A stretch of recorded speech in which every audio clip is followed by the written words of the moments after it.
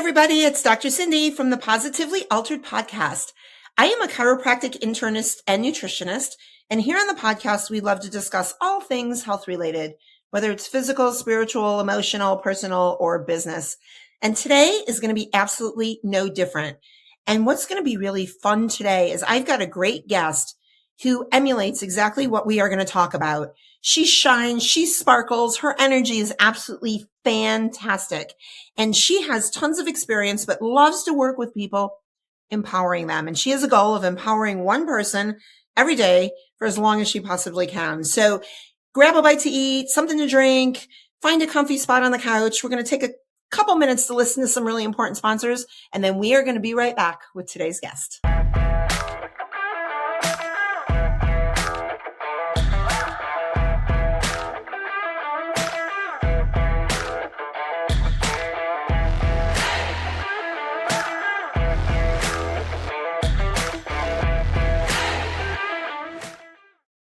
Hello, my name is Heather Lord, and I am the COO of Professional Health Products. Cutting corners is an all too common practice in the dietary supplement industry. When my father founded Professional Health Products, he sourced the cleanest, most biologically active ingredients from around the globe. Today, that commitment remains, which is why the finest healthcare practitioners, like Dr. Cindy, have trusted us for more than 40 years. We oversee the entire process in our manufacturing facility, from sourcing and formulation to manufacturing and labeling.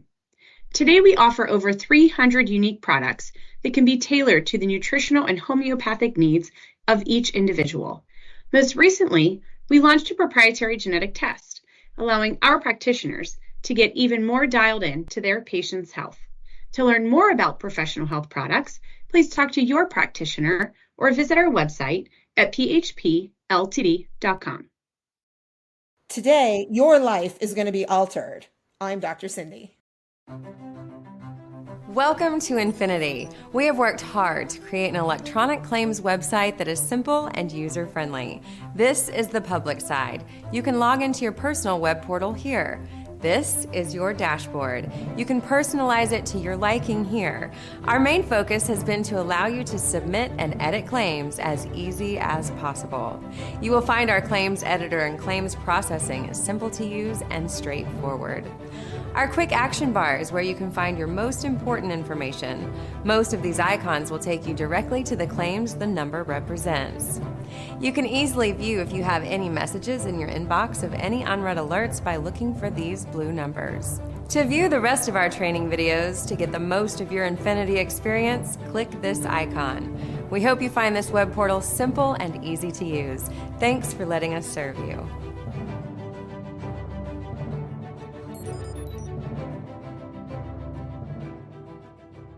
I'm Dr. Cindy. Who wouldn't want to join me for the Positively Altered podcast?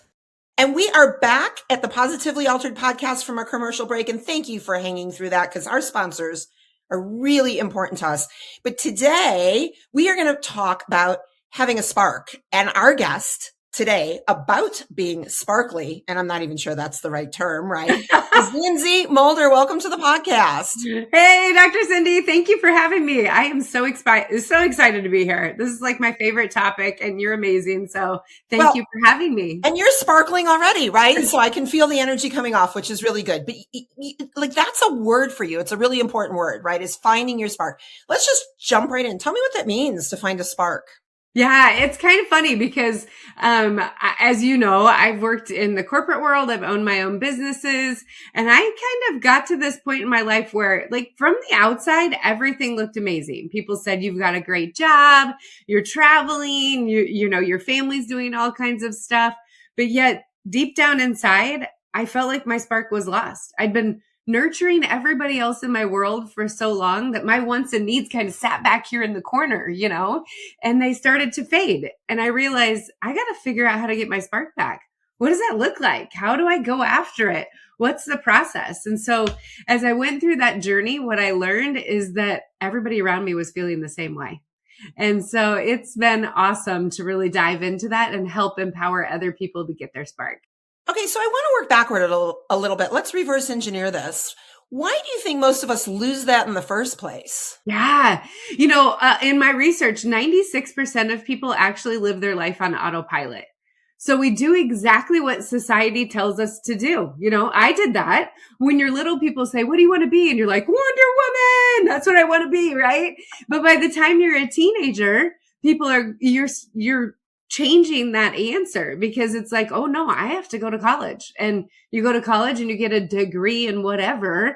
And so then you have to get a job in that degree and you do well and you get a promotion, and all of the intentionality of planning our life and figuring out what gets us excited falls to the wayside because we just roll forward. And then there's some point where all of a sudden we're like, there's got to be something more. I used to like to do this, or I really want to go after that. And in our world of the digital chaos, we start comparing ourselves and everything else. So we just live on autopilot and we don't really pause in the world to think about, what is that? What does get me excited? What did I love to do? It's interesting when you say this, I start to think about my kids and the messaging that I gave them growing up. And I've tried actually really hard to be the antithesis of what you're talking about that we do, right? Yes. But I've always had this philosophy when I talk to and there's 3 kids, which most listeners know, is you have to figure out what you love, but you also have to figure out what the world needs. Because if you figure out what you love and the world doesn't need you, you're probably going to be pretty broke and lonely, right? Yes. But if you do what the world needs and you don't love it, you're going to be pretty bitter and miserable. So there's, I think, a really important connection that we still need, right? To make sure that we're not doing what society dictates, but there's still a space for us to be successful when we find the spark. Would you agree with that? Oh, absolutely. And the other nuance to that is we can be really, really, really good at something, and that's still not our spark. Okay. And so we have to make sure that there's several different avenues that are fulfilled when you think about that. Like, does it actually light me up? Is it something that I love to do? And I would do it whether I was getting paid or people noticed or anything else. And then is there a need in the world that will create a ripple effect? And when you can look at all 3 legs of that stool, you found it. You got your mojo. That's where your energy starts to come back and you get motivated again. And that's your spark. That's the sweet spot. Okay. I love that. So I have a spark. I feel really good about my spark. Like, I stand on stage, I speak, I do these presentations and these workshops, and really it feeds my soul and I'm jazzed. But I do know lots of people in my space and even in my family that haven't found that. So, I got lucky, right? I think I just sort of happened into it. What do we do if we're that person that's like listening right now going, yeah, don't have it, don't know how to find it. What do I do next? Like, where do we dig deep enough to even start to learn what that really is if we don't know? Yeah. I have a whole process that I take people through, but I do want to kind of highlight one piece that's really important. We are sometimes too close to it and also too removed from it that we can't even see it. So when we think about our values, our superpowers, our non-negotiables, we don't even know our superpowers. When someone comes up and they're like, hey, Dr. Cindy, you're amazing at this. What do we do? Oh, that's no big deal. Poo-poo it. Or we compare ourselves, right? Well, I might be a good speaker, but I'm not Tony Robbins. And so we start to do this comparison. And so we actually push our spark away unintentionally. There's only about 20% of the people in the world that can identify their spark and say they're actually living it. So for all of you listeners, I want you to know if what Cindy described right now is you are not alone. It is a process. You've got to pause and reflect and take into account, what on earth season of life am I in right now? Because my spark 5 years ago was different than it is today and is probably different than it will be in 5 years. We're not signing up for the next decade. We're like, what is it right now? What should I go after? So if you can really think about, what are my values? How do I align those to my life? What's my superpowers? Then create those non-negotiables to protect it. That's going to be your pathway forward. Okay. So how much of this is because we hold ourselves back? So for example, I can sit here and go, I'm awesome at my craft, right? Like, yeah. I'm fantastic. I can rock a stage. I'm funny. By the way, I wanted to be the funny Tony Robbins of healthcare, except I still want to be Cindy Howard.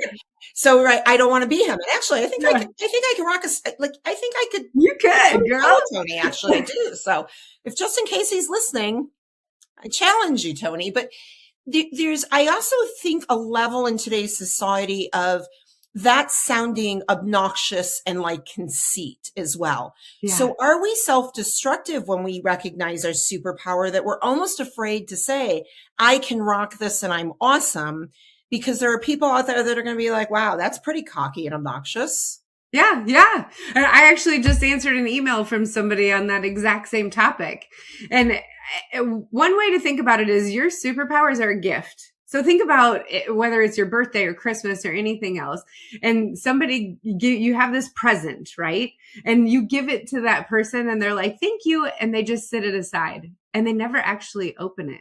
That's exactly what we do with our superpowers. We forget about them. We leave them in the box. We set them aside because we think if I admit it, I'm bragging, I'm being boastful. But think about this. If I come to you and I say, hey, you're my leader. And I'm like, you know what?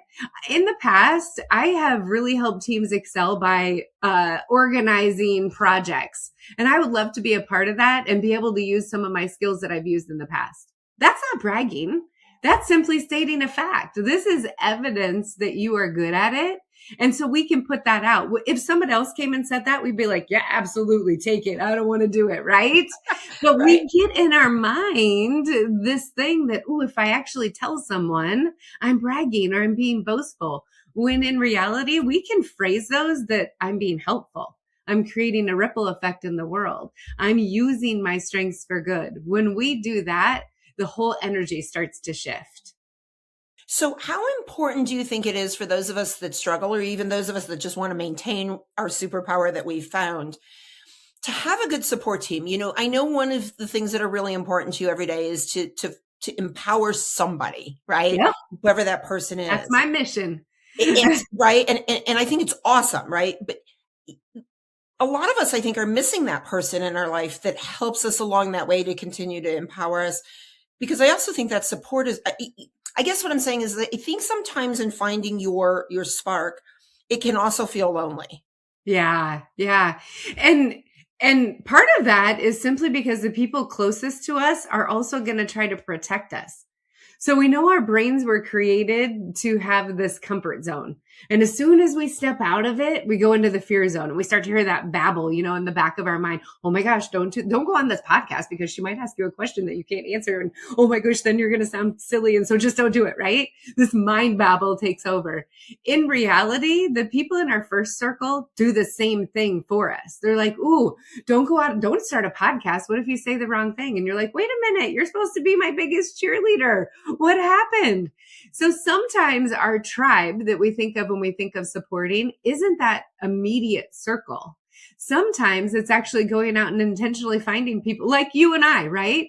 Finding people that we own our own businesses. We both like to speak. We need to lift each other up.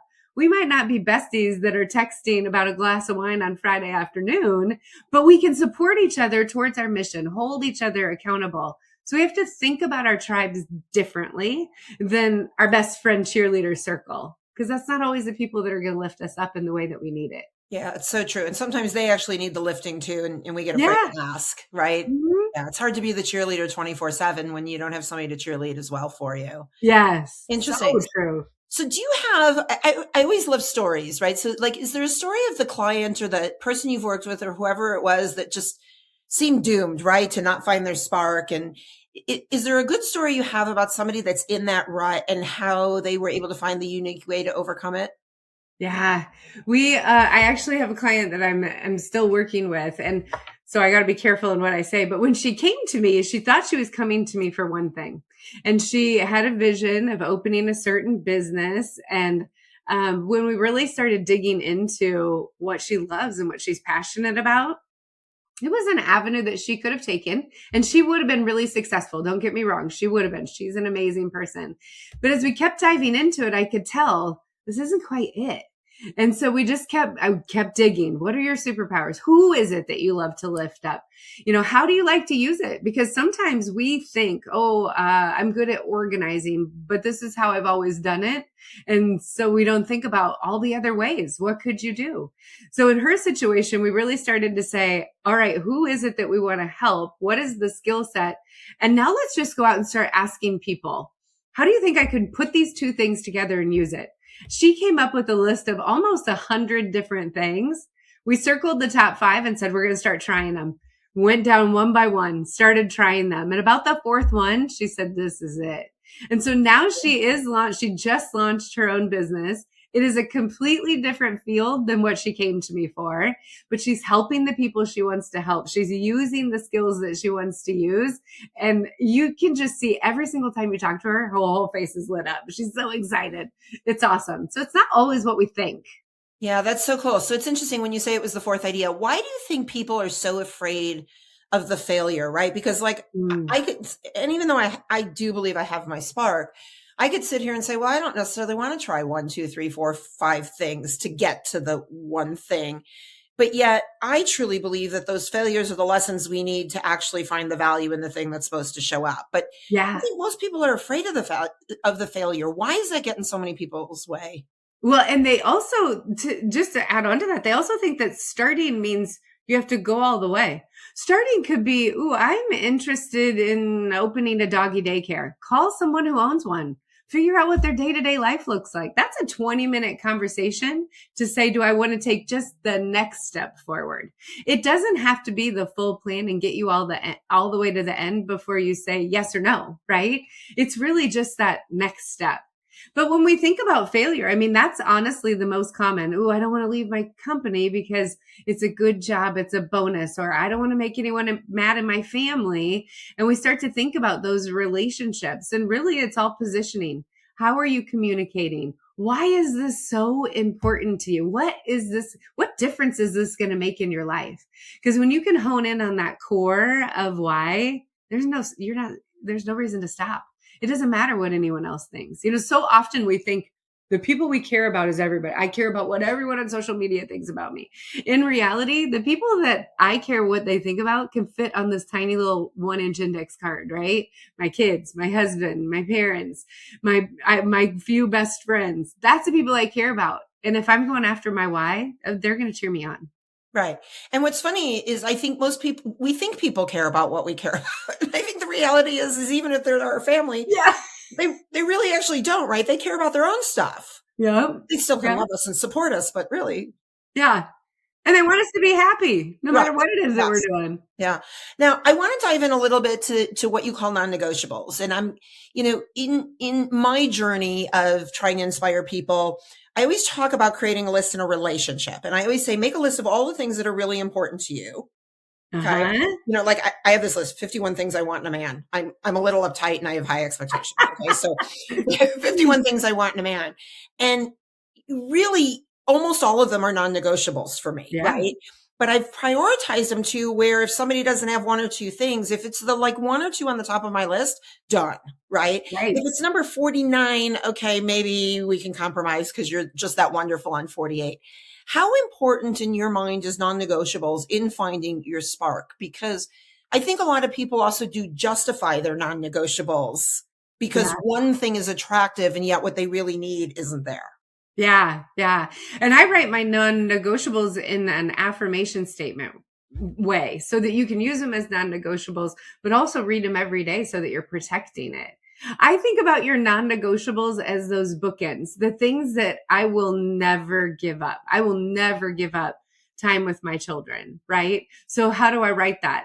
I will be present for my kids anytime that they need me, but obviously not 24/7, but you get the gist, right? And so it's thinking about what would I absolutely not sacrifice in my life that's super important to me in this season, in this phase, because those change too. If you're studying for a certification to become a financial planner or something, that becomes a non-negotiable for that season of life. But as soon as you pass the test, you're back out to ladies' nights with your girlfriends. So it's for that time.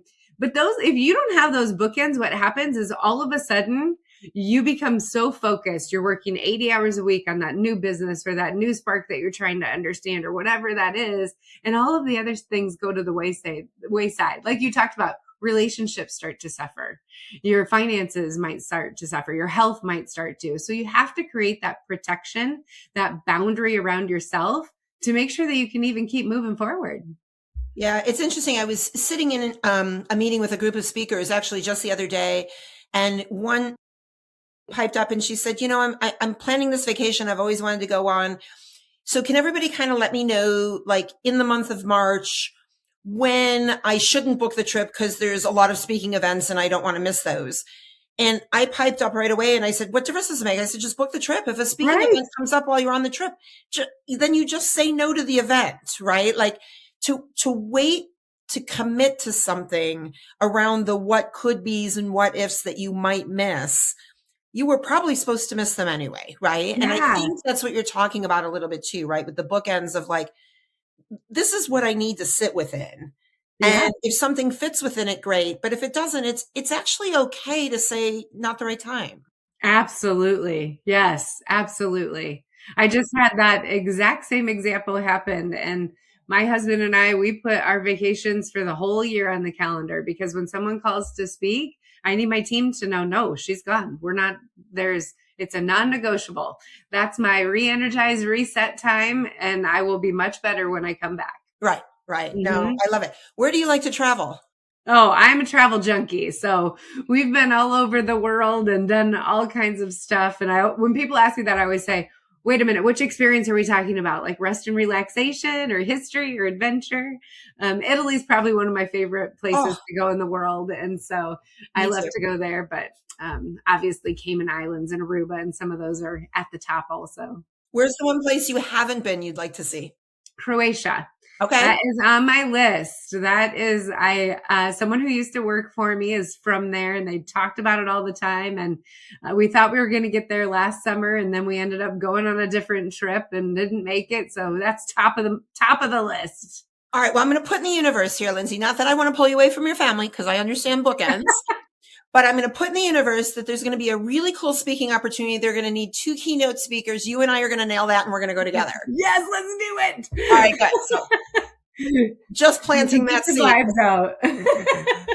We'll see. Cause I would love to see, I hear it's just gorgeous there. I would love to see it too. And let's get paid to go there. I mean, why put the bill ourselves? Let's do that. All right. So let's back up again, just one more time for everybody listening who's like, yeah, I need my spark. And I know you said you have a whole plan and they need to call you to walk through the whole plan. But can you give our listeners like maybe just 1 or 2 little tasks that maybe they can start to implement as part of your whole program that they can do to see if they can at least jumpstart this activity? Yeah. The first thing I would tell you is get real clear with your values. And what happens is people will always tell me, oh, they're, family, faith, and God. They put the top ones up there when in reality, it's a lot deeper. And I would also say the definition of the word is critical because respect is one of my top ones. Empowerment is one of my top ones. And you and I probably share that, right? But my definition of empowerment is probably different than yours. We need to list, who are we empowering? How are we empowering? What does that actually feel like, look like? Why is that super important to us? So don't just identify your top 5 values, actually put the definitions behind them. When you create the definitions, then you can align your life so that you actually know, how do I use this? What does this mean? What decisions, what non-negotiables do I need to put in place? So that's really that first step. And then spend some time digging into your superpowers. And I tell people there's a great way to do this. Ask someone, describe a time when you saw me at my best. Just that question. Because if you walk up and I say, hey, Dr. Cindy, can you tell me my strengths? Immediately you go, ooh, what does she want to hear? I want to stay her friend. I don't want to say the wrong thing. I'm not going to tell her anything. But when you ask for a story, they're like, oh my gosh, you were on that one podcast and you shined. You were talking about, and it was amazing. You could tell you were all in. It was awesome, right? They tell you a story. From that, you're pulling it out. You're pulling out, ooh, what talents was I using? Where was my mindset? What was getting me excited about that? Why did I come off differently? And you start to pull your superpowers in slowly. And as you ask more people, then they start to show up in themes. And that gives you some insight into, okay, here's what I need to be using. And it also is funny because the patterns show up. oh, she's most excited when she's talking to women professionals, or she's most excited when she's rescuing animals and she's helping in the animal world. Whatever that is, those themes really start to show up. Those are the first two steps. We don't even talk about your passions and stuff until we really nail those down. I love that. I don't want to keep babbling, but people go, I'm not going to ask that. Then create a stinking Google form, right? It's not hard. Yeah, everybody's really good at hiding behind a computer, right? So if you don't want to say it to somebody's face, you can answer anonymously on a what are the I was going to say the monkey poll. What's the Survey monkey, on a Survey Monkey poll, and then you get all that feedback, Right. And you can give it back in a gift. So ask them the question, but have theirs ready. Hey, Dr. Cindy, one of the things I love about you is you just light people up. You make them feel good. You give them energy. You're always positive. You always have great advice. Give them the gift back. It feels damn good. Darn good. Can I say that? It feels really good when you get that gift back. You can say anything you want on this podcast. We have no filter. We don't care. It doesn't matter. You can say anything you want. We will not bleep anything out unless you ask us to. So. Well, it feels good when you get that gift back. So give it to your friends too. I love that. And you said something that's really actually very important to me about defining the words and the values. It's so interesting to me now, and especially because, again, I have kids that are now young adults, but they use language I don't understand. They use words that I thought I knew the meaning of that now mean something else. And then I try to use it to be cool, and they just look at me like I have a third head. Because even when I use it right, it doesn't sound right coming out of a 50, middle-aged woman, which I don't think is a big deal. But, they clearly think it's weird. But I do think it's really important because we use words all the time. And when we express them, if somebody doesn't truly understand our version, our meaning, because we don't understand our version and our meaning, how can we expect anybody to respond appropriately? So I love that. I'm going to start actually doing that exercise myself. I love that. That's something new for me to incorporate because I use different words when I empower people. And then now you've got me wondering if they even understand what I'm talking about. Mm-hmm. Yeah. I had that situation happen when I was leading a team. I made my team members do the exercise, and one of my team members had respect also. So I thought her definition was mine. That's how I treated her. And our relationship actually started just butting heads. And I thought, what on earth? I'm using her values. I'm giving. And so I finally had to sit down and go, okay, what's going on? And she said, you don't respect me. And I went, what? And so that opened up the conversation to talk about, well, what does that mean to you? What does respect mean to you? I don't want to violate that share.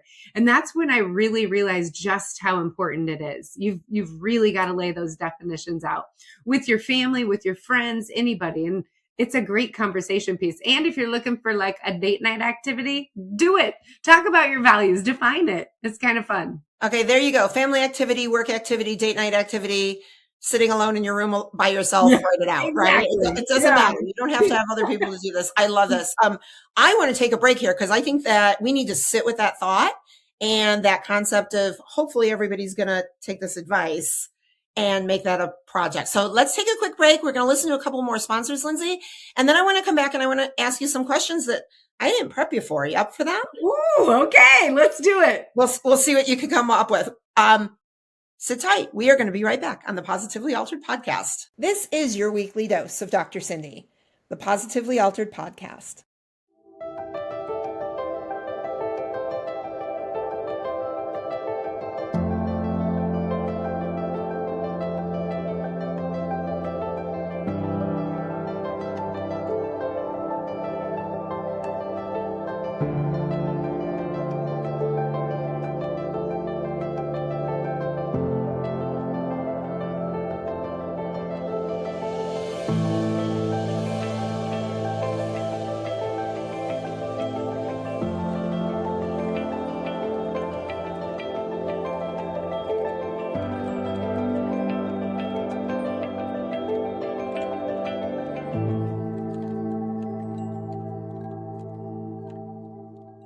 Stop. Hit that follow button now and spread the love with Positively Altered. Hey, everybody. I am Dr. Cindy, and we are back after our last commercial break with Lynsey Mulder. And we have had a blast. This went by so fast because I just love this conversation. And we ended on figuring out the definition of our words. But now I want to figure out the answers to some really fun questions. Yup, Lynsey? I'm ready. Let's do it. Okay. If you could celebrate any holiday every day for the rest of your life, what holiday would you pick? Oh my gosh. I think 4th of July. First of all, I love the bling, poof, poof. And then just getting together, having grill outs, picnics, all that kind of stuff. Our biggest 4th of July was actually COVID year. And we had just told a few friends, hey, why don't you come over? We can all sit in the back deck so you can stay separate if you want. We ended up with over 300 people in our backyard. Everybody brought fireworks. It was crazy. It was so much fun. We just had a complete blast. And those are the memories that I like to make when everybody's just enjoying themselves. They're not stressed out about presents and food and whatever. We're just having fun. Okay. Should that ever come true, mental note, do not live next door to Lynsey. We're in the country, so it's all good. All right. So I'm going to make sure I'm across the country. I'll come once a year for my 4th of July. Okay. Right, mental note. Still fun, but mental note. Yes. All right. If you could be any character from any movie, who would you be?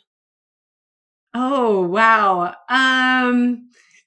All of a sudden, cartoons are running through my mind, and it's probably not how I want to answer.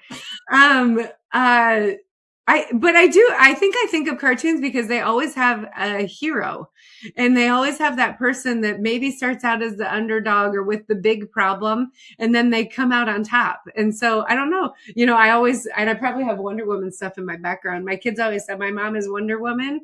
And I think that's why, because, in real world, she's just a normal person, but then in those special moments, she can save the world.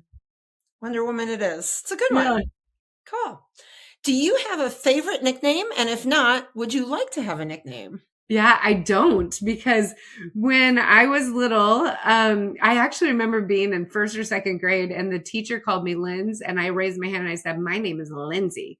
And so my besties will still call me Lyns, and I don't care if people do now, but I've never had a nickname because of that. I think I've always just stuck to this is my name. I love that. So out of my 3 kids, 2 of them have a 1-syllable name, and the last one is Jackson. And I was very uptight about giving him a 2-syllable name for that reason. I like the name Jackson. That's the name I gave him. I didn't want him to be Jack. I didn't want him to be Jackie. I didn't want him to be Jax, right? And he was just like you. He's like, my name is Jackson. When people are that. So funny. Yes. My grandma picked nicknames for her kids before she named them. So my mom's name has nothing to do with her name. The name that she goes by has nothing to do with her real name. It's pretty funny. Oh, that is funny. And what would be her rationale for not using that name then? I don't know. She always picked their nicknames first. All like you said, 1-syllable nicknames, but then their names are all longer. Oh my gosh. I've never heard anybody do that. That's actually kind of fun. Uh-huh. I love that.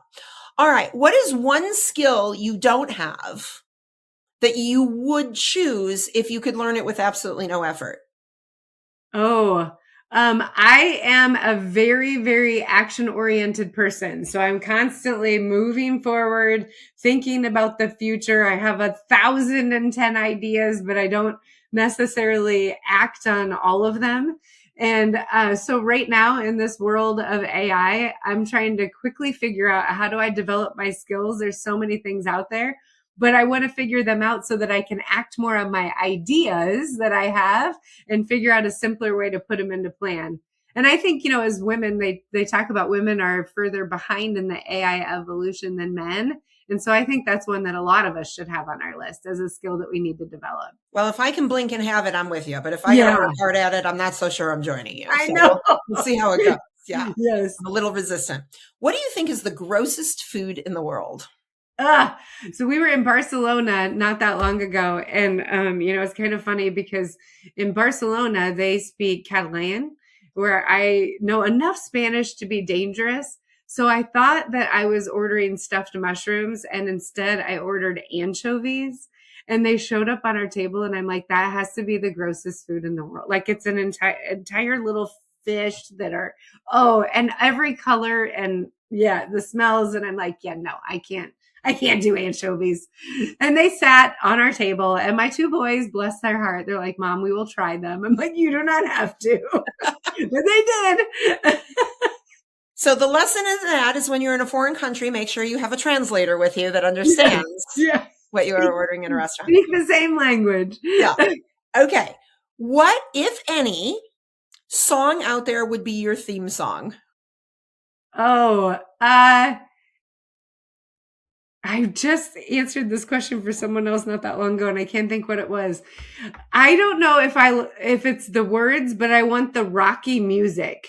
Uh-huh. You're running up and you're like, yeah. So I don't know if it's the words, but I want the beat. I want the energy. I want the excitement. I think it's more about the music. I love that.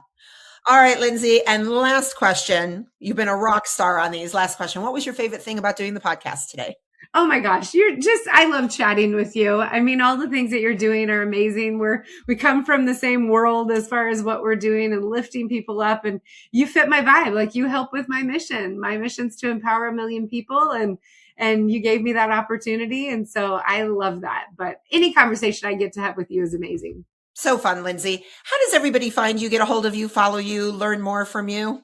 Yeah. So find me on LinkedIn, on Facebook, Instagram. You can visit me at lynseyMulder.com. Just make sure you get the spelling right. Lynsey. That's a unique thing my mama gave me. So lynseyMulder.com. I love it. And we'll make sure that's in the show notes.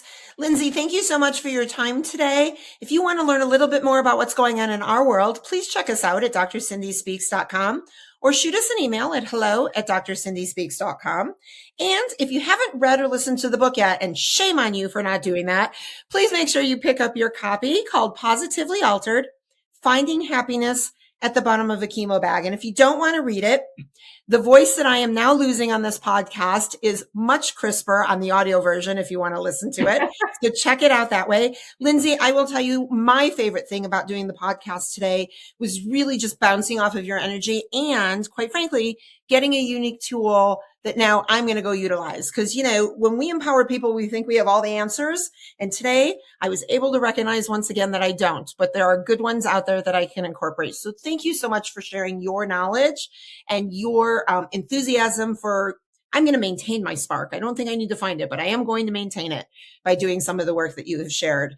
And I hope everybody who has listened today has been positively altered.